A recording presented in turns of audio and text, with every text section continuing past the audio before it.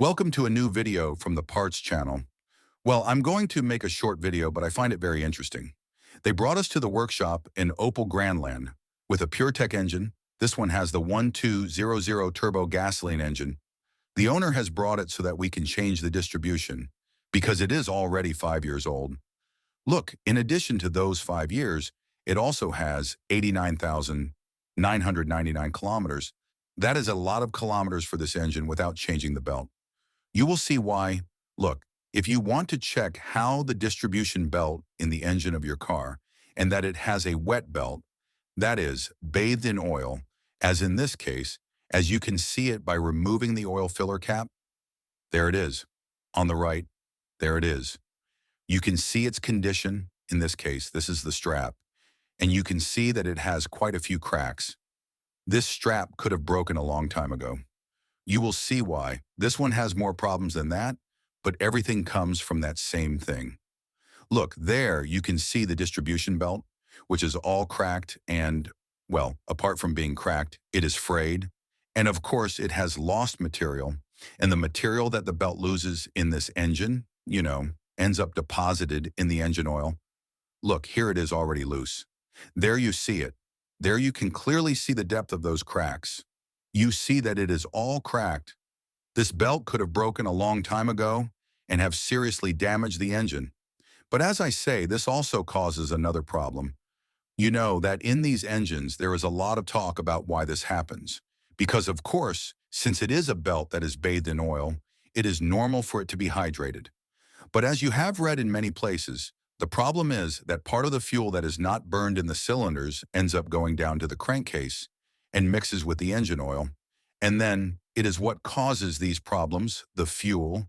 It damages so much on one side that you have already seen that it had cracks. It was also missing material, like the bottom part, which wears out, and it also lacks material.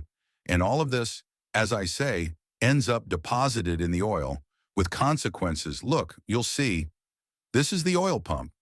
There you have the strainer or filter of the oil pump through which the oil flows before it had much more material there. Look, I have removed it because I have shown it to the owner of the car. I have already told the owner that with these kilometers it is playing with fire, not having changed that distribution. Look, I am going to give you some advice for those of you who have this engine. First, change that distribution belt, as in this case, has been changed after 5 years. But try to change it, if possible, before 70,000 kilometers, because that is when they start to break. Some have even broken before, but that's why I tell you to remove the oil filler cap, to see if it already has cracks, and if you see that it has cracks, take it to the mechanic so that he can evaluate its condition. Second, change the oil once a year. Do not delay in that, and at most 10,000 kilometers, not 15,000 or 20,000.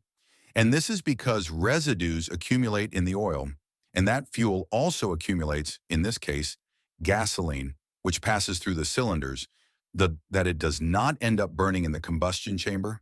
And third, a piece of advice that I give to all of you, and that is that every 3 oil changes, or 30,000 kilometers, tell your mechanic to remove the crankcase to clean the screen of the suction cup that with 30,000 kilometers already has a lot of residue in that filter and is already beginning to clog.